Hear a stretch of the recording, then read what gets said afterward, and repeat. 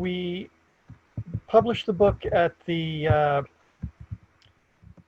very beginning of the year, 2020. So it is essentially based on 2019 information and ideas and so on. So that was before we knew about COVID. So things have changed. And I'll talk a little bit about what we're experiencing pre and during COVID, and what kind of expectations we might have about the post-COVID world. If there's a little time, might go into what this means in terms of globalization and sort of new globalization or globalization 2.0. Not sure what to call it yet. So the ideas around digital transformation here in Japan were that things were going very slowly, and there were some barriers that we could identify in the book, and these were things you would expect, like everybody's concerned about payback and return on investments. So you make big investments, and this is a barrier because it's a risk to an organization. Another barrier here is aging technology infrastructure. And inside of companies, I mean, not so much broadband, where Japan is quite good. Also legacy business systems and the technological debt that grows and grows inside of companies as you make patches and work on old systems and do something to improve it a little bit, but fail to replace the system. You build up increased costs and problems, what we call technological debt. So I think Kieran and Roger will talk about some of these topics a little more in detail. But along parallel to that technological debt, then your regulatory and legal compliance systems are going to work with what the big leading organizations, and I'm thinking especially of financial organizations, leading banks and insurance companies, what they do or fail to fix or fail to improve reflects in the regulatory system, and that additionally creates a barrier, a lack of a need to transform. So another part of this then is the unwillingness to disrupt the business partner networks.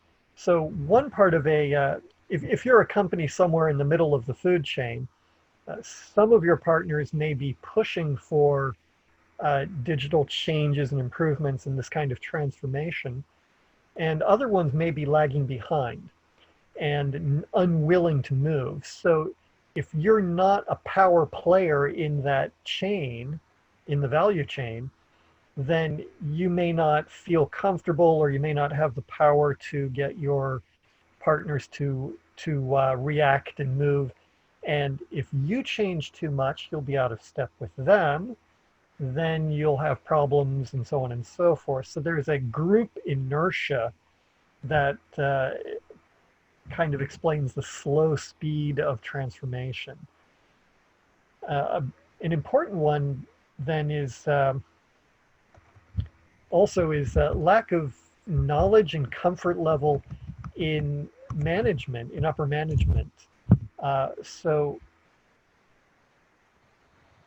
in Japan especially, upper management tends to have come up through the ranks. They're not always technologically savvy. So we have a really great example of this with a former minister in a Japanese government who was not at all able to use kind of normal day-to-day computer systems. So there's a person who's come up through the ranks and is not up to date and uncomfortable, very uncomfortable with new technologies and systems. So of course then there's cybersecurity concerns, because nothing is more safe than old-fashioned paper, right? So paper has a role to play in some systems, and that makes sense. But if you're going to be digital, even partially, you've got to have uh, up-to-date secure systems. So uh, the very last one on this list is kind of interesting. So uh, there's a lack of ability in management to understand what the workers need.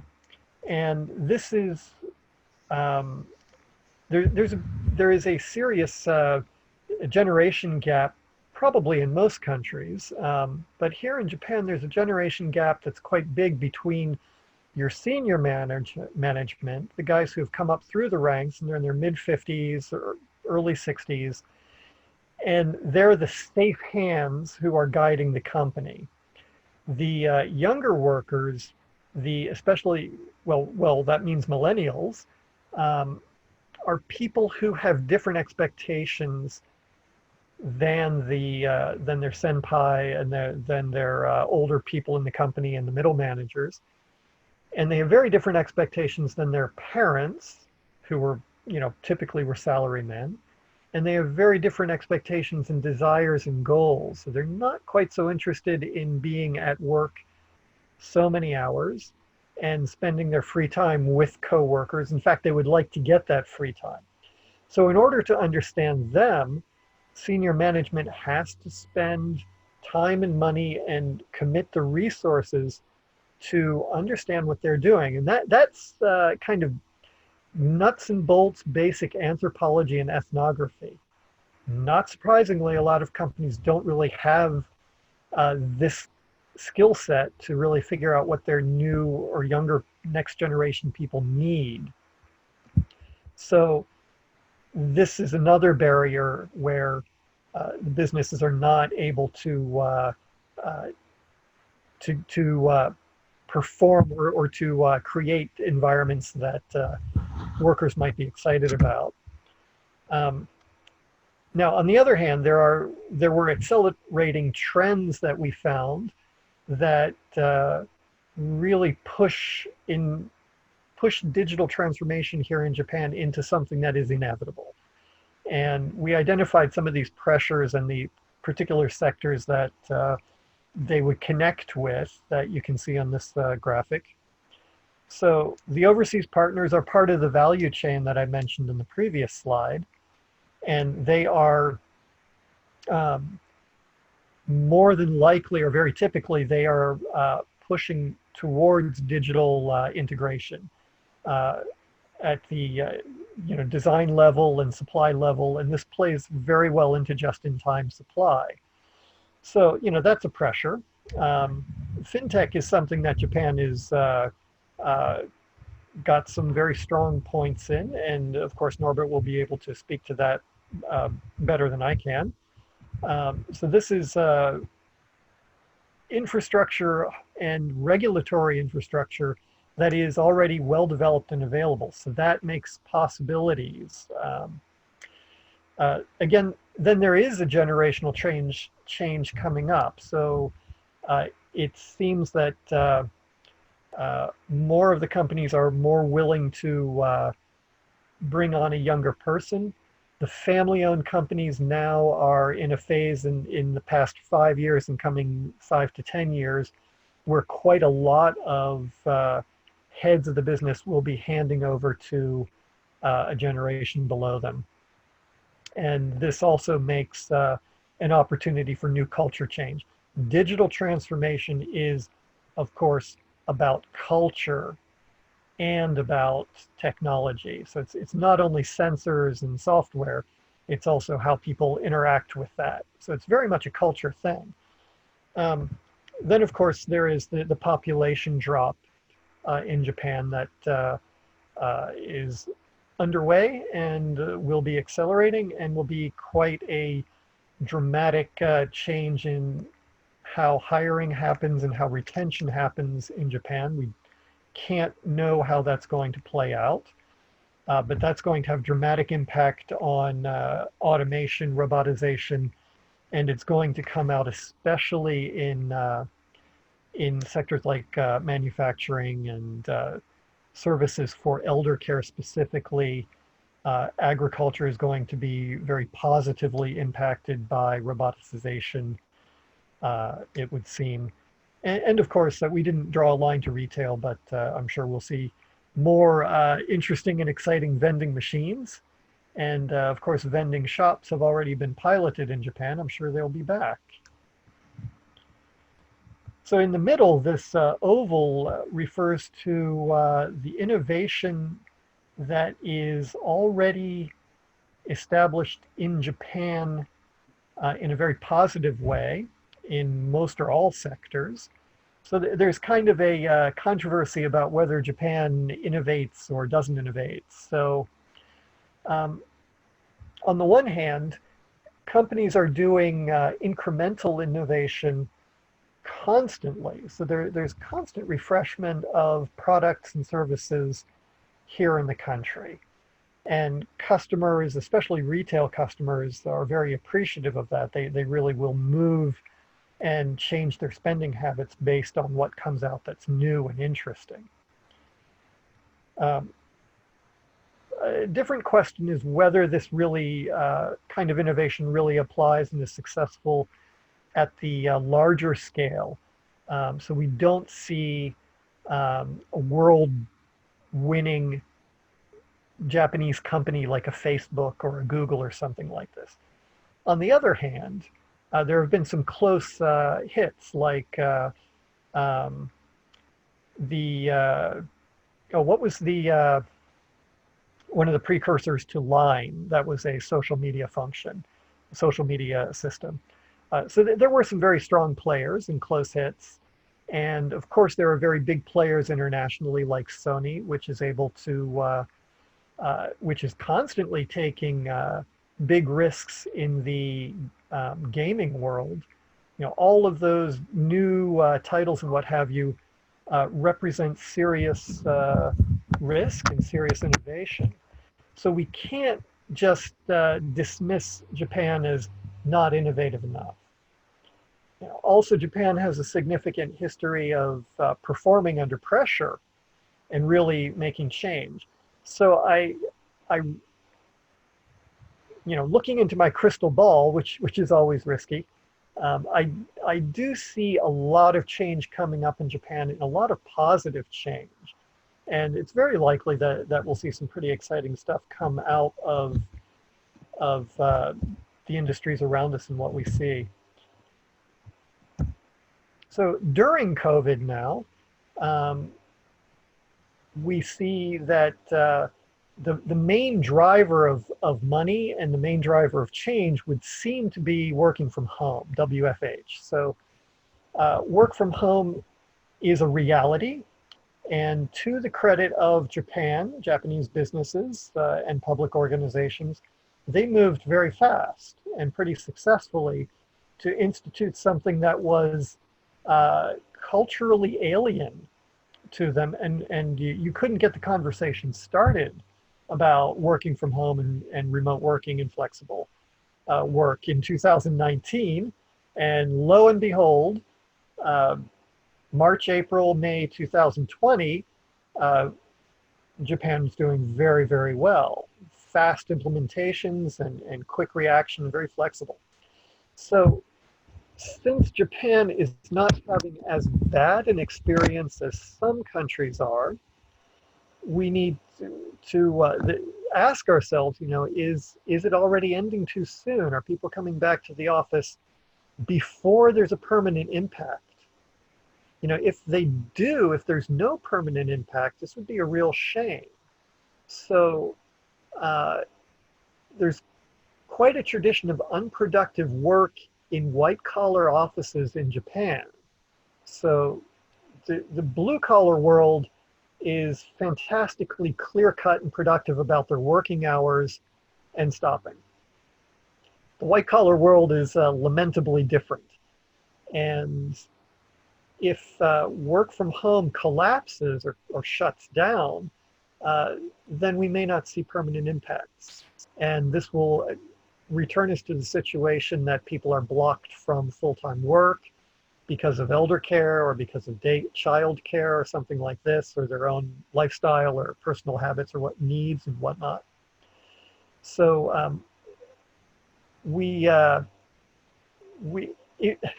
hate to say that we want COVID to continue. I won't say that, but we do want to see positive impacts from it, and this is one.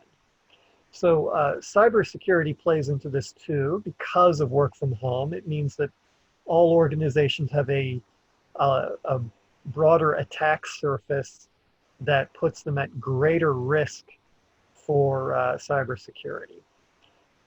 This next point about building confidence in workers and customers is that hygiene has to be visible to build confidence. It's got to be verifiable, and it can't be so expensive that it destroys your profit margins. Now, it looks like Japan has done pretty well here. So we have, for the moment, seemingly enough visibility and verifiability of hygiene for people to feel comfortable going to public places, commuting, going to restaurants even, and going into many workplaces. However, this we have to understand is dynamic. So if there's a serious spike in number of cases, or if the strain of COVID in Japan mutates a little bit and becomes more aggressive, we would need to change and improve those 3 V's. And we would have to rebuild the confidence that workers and consumers have. So this looks good for the moment, but if you blink, it will change. It could change. So very dynamic situation still. And I want to make a shout out to the education world in Japan, which I'm part of, and my kids are part of. So if you're familiar with the grade schools in Japan, it's not at all surprising to see teachers and staff working there with the lights on at 7 o'clock at night. That's a terrible situation. However, they were able to move very quickly to get online classes, cutting out commute times. As far as I can tell, quite a lot of, there were some workflow changes, so that became more digital. And although most grade schools, K through 12, have gone back to face-to-face classes, there's hopefully, I certainly hope on behalf of the teachers that there has been a lot of efficiency gained. So this is a great example of Japan moving very fast, making real changes, and hopefully capturing the benefits from them. And a last point here on this slide is Japan has traditionally had weak in-house IT skills, and therefore has had to do a great deal of outsourcing and offshoring, including outsourcing to sort of temporary teams has been quite the norm in Japan, where a team is hired or an outsourcer is hired to fix a problem or create a system, and then goodbye, gone. And not a lot of IT capacity has built up in the organizations. Just, it's too soon to know, but anecdotally, talking and listening and reading and learning, I get the impression that there's a little more emphasis on building that capacity in-house and keeping the skills. So I think Kieran and Roger will probably comment on that particular point too, so I'll leave that there. So post-COVID, of course, we don't know what will happen. We don't know when post-COVID will be here. In some ways, it already looks kind of good, but as I said, keep your eye on the ball or you might be badly surprised. So we don't know what will happen with work from home. And we don't know if these workflows will really sink into the workplace and the jobs. And we don't know if the more radical steps and investments will come about. Um, IT is all about heavy investment, so it's a tough, it's a tough situation uh, for executives to manage and plan for. There are some things that are already clearly underway that these are seeds in the ground, and some of these were planted well ahead of COVID. So Society 5.0 is one of these. So this is an initiative that has been underway for some time with real projects now in 2018 and 19. So these are highly digitalized, new future urban kind of infrastructures. And this is going to, this can generate quite a lot of value. This is, I think Japan appears to be in a good position, a little bit ahead of the curve on these, but it's not the only place in the world that these are being tested and developed. Japan's hydrogen economy is relatively far along, and that means physical infrastructure as well as equipment and so on to use it and take advantage of it. And then there's a range of enabling technologies that we all know about. So 5G and robotics and artificial intelligence and blockchain and so on. And Japan is in mixed situation, doing well in some of these and not clear in others. But these seeds are in the ground, and these are going to be of benefit to us in the midterm. So internationalization is another issue here. So the workforce in IT especially, R&D generally, and higher education has become much more internationalized than it was 10 years ago. So Japan's, what was it, the 2030 initiative that was started around 2009 or 10 was successful in bringing in quite a lot more new people and creating positions for them in Japan. So when we look around university laboratories and national laboratories, Riken and so on, we saw relatively few compared to other leading economies, few international people. Now we look at them and we see a much higher percentage of people there. So this is undoubtedly a big plus point because it benefits dissemination of technology into and out of the country. And this, COVID of course put a block on travel, and Japan was regrettably slow about making it possible for people who had been blocked out to come back in. It took until August for those people to start trickling back in. But hopefully we're on the right path now, and hopefully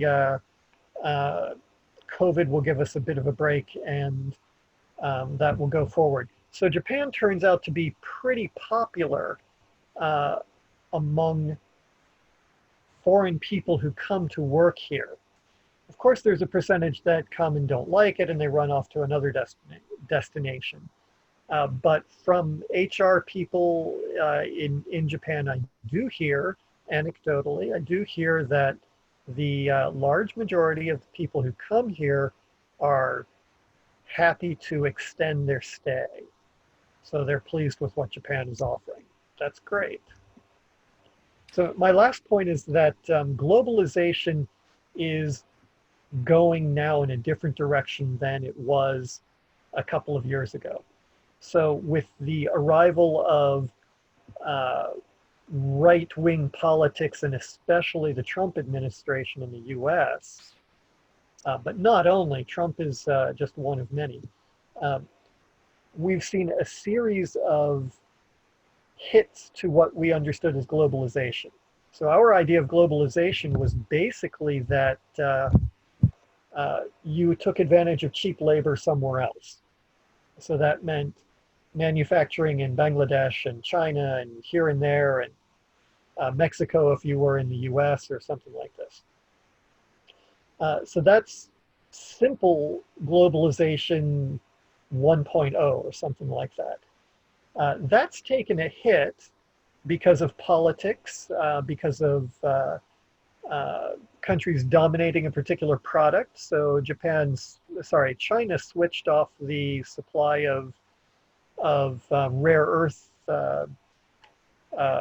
elements that are vital for displays, for example, and OLEDs and so on, twice, if we remember, between 2010 and 15. So this, the new reaction to this is going to be quite different. If it digitalizes, it'll be radical. So will we need to, I think, hand it over to Kieran, but before we do that, there's one question that relates basically to your optimism, and some of that you answered, I think, with saying, right, if COVID lasted a bit longer, then the new habits have more time to form, and we really go into a more flexible work environment and more digitalization. The question here was specifically, right, digitalization has been announced a couple of times by the government, can walk into any ward office or registered company, it's all still paper-based, and so ultimately, once bitten, twice shy. Why should we believe any commitments or promises now? Yeah, this is sure a good question. So the proof of the pudding is in the eating, and we have had a good taste of it in COVID. So businesses and government have reacted. The big question is, can they keep it? Can they continue doing it? And we don't know. So quite a lot of people over the last 40 years have looked into their crystal balls and said, oh, Japan is changing. and it has not really moved forward. However, all of us sitting here in the panel have been here for more than a decade. And I would think that I'd like to hear what we say. I think probably all of us feel that things are moving faster now than they were in the 2000s or the 90s. And this is as good an answer as I can give. So Japan's government is serious about